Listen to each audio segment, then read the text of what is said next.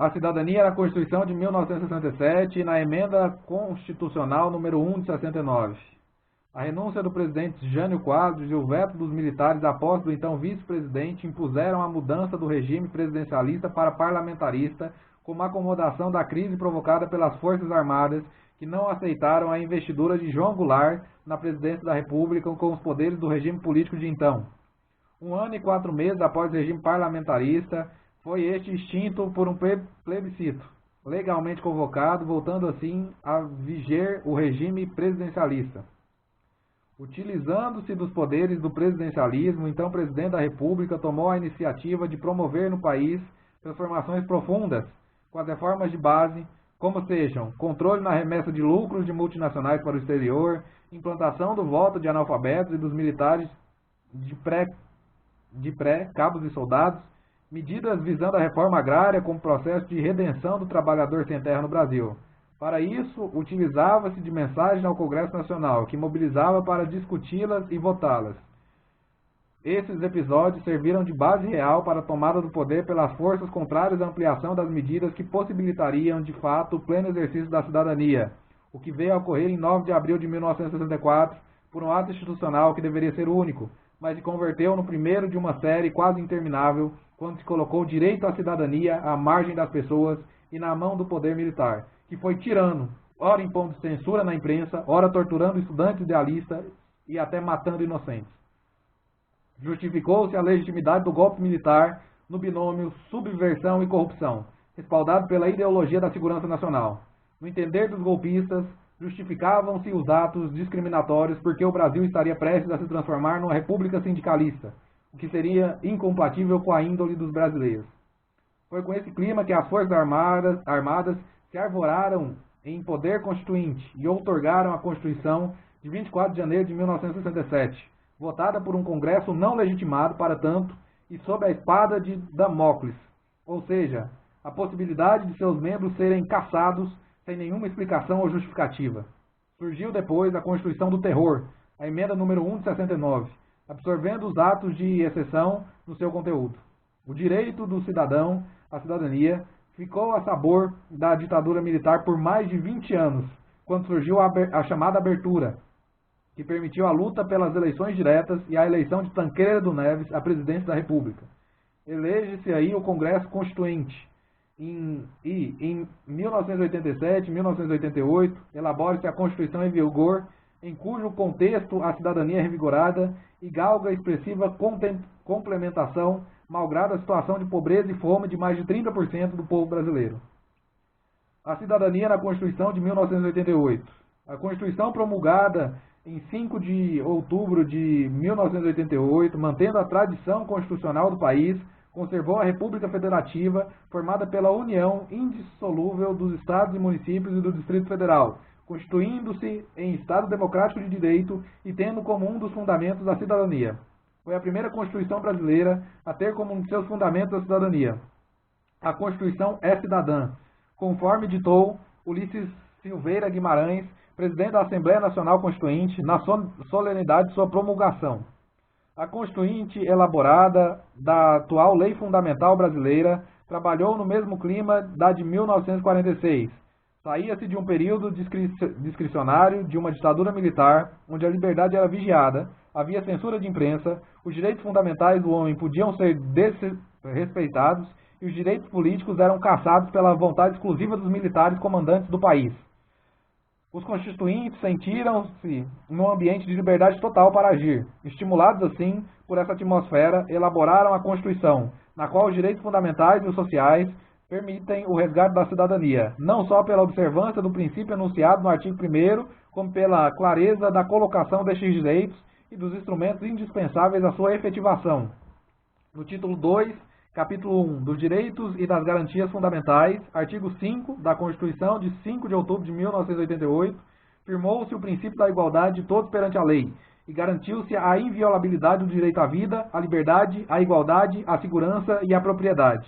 No capítulo 2 do mesmo título, artigo 6º, declararam-se os direitos sociais, que são a educação, a saúde, o trabalho, o lazer, a segurança, a previdência social, a proteção à maternidade, à infância e a assistência aos desamparados. Ao lado desses direitos, que se integram ao Estatuto da Cidadania de qualquer país democrata, a Constituição de 5 de outubro de 1988, em todo o seu corpo, disciplinou seu conteúdo, preocupando-se com a pessoa humana.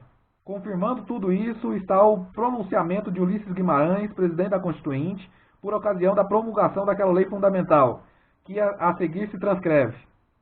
A Constituição Coragem. O homem é o problema da sociedade brasileira. Sem salário, analfabeto, sem saúde, sem casa, portanto, sem cidadania. A Constituição luta contra os bolsões de miséria que envergonham o país. Diferentemente das 7 constituições anteriores, começa com o homem. Gratificante testemunha a primazia do homem, que foi escrita para o homem, que o homem é seu fim e sua esperança. É a Constituição cidadã. Cidadão é o que ganha, come, sabe, mora, pode se curar. A Constituição nasce do parto de profunda crise que abala as instituições e convulsiona a sociedade. Por isso, mobiliza, entre outras, novas forças para o exercício do governo e a administração dos impasses. O governo será praticado pelo Executivo e o Legislativo. Eis a inovação da Constituição de 1988. Dividir competências para vencer dificuldades. Contra a ingovernabilidade concentrada em um, possibilita a governabilidade de muitos. É a Constituição Coragem. Andou, imaginou, inovou, ousou, ouviu, viu, destroçou tabus, tomou partido dos que só se salvavam pela lei. A Constituição durará com a democracia e só com a democracia sobrevivem para o povo a dignidade, a liberdade e a justiça. No tocante à perda da nacionalidade brasileira, a vigente Constituição instituiu hipóteses de restrição. Diz o parágrafo 4º do artigo 12 da Constituição Federal de 1988 que será declarada a perda da nacionalidade do brasileiro por sentença judicial quando for cancelada a sua naturalização pelo exercício de atividade contra o interesse do país e quando for adquirida outra naturalização voluntária. Isso constava da Constituição anterior, mas a perda da nacionalidade por aceitar comissão, emprego ou pensão sem licença do presidente não mais contou no texto constitucional e, consequentemente, está evidenciado para aqueles que tiverem sua nacionalidade perdida por esse motivo, voltarem a adquiri-la. Traz no seu contexto a Constituição de 1988, a volta do Estado Democrático de Direito, os ocupantes do poder e até o ente público estatal assumem os deveres impostos na lei anteriormente vigente. Não há, em caso, arbítrio. Cumpre-se as regras pré-estabelecidas na lei. A atividade do Estado está sujeita às normas jurídicas pré-existentes que sempre igualam os deveres do Estado com os do cidadão. A administração estatal é sujeita ao poder jurisdicional. O poder jurisdicional aplica leis pré-existentes com imparcialidade dos juízes ou tribunais, condição inerente à função de Estado. O Estado de administração é tratado pelo juiz-Estado, nas mesmas condições que a outra parte, seja cidadão e ou outra pessoa. O artigo 1º do inciso 3º da Constituição vigente traz como terceiro fundamental do Estado de Direito Democrático a dignidade da pessoa humana, o que por si só determinou o ser o homem, o centro, o sujeito, o objeto, o objetivo, o fundamento e fim de toda atividade pública. A democracia dá ao homem o poder de dignidade, portanto, de cidadania. O ente público, o Estado, não é o poder estancado, senão o organismo de intervenção e assistência quando discrimina o cidadão. E o princípio da dignidade da pessoa humana, que também é a cidadania, está esculpido no conteúdo da Constituição de 1988 em vários de seus dispositivos. Vejam-se como exemplos os incisos 3 e 10 do artigo 5º, um impedindo a tortura e o tratamento desumano ou degradante, o outro tornando invioláveis a intimidade, a vida privada, a honra e a imagem das pessoas, assegurado o direito de indenização pelo dano material ou moral decorrente de sua violação. Citados esses dois exemplos, contidos no artigo 5º da Constituição, no rol dos 77 incisos, letras e parágrafos, título 2, capítulo 1, dos direitos e deveres individuais e coletivos, constitui-se um verdadeiro arsenal de direito de cidadania aos brasileiros.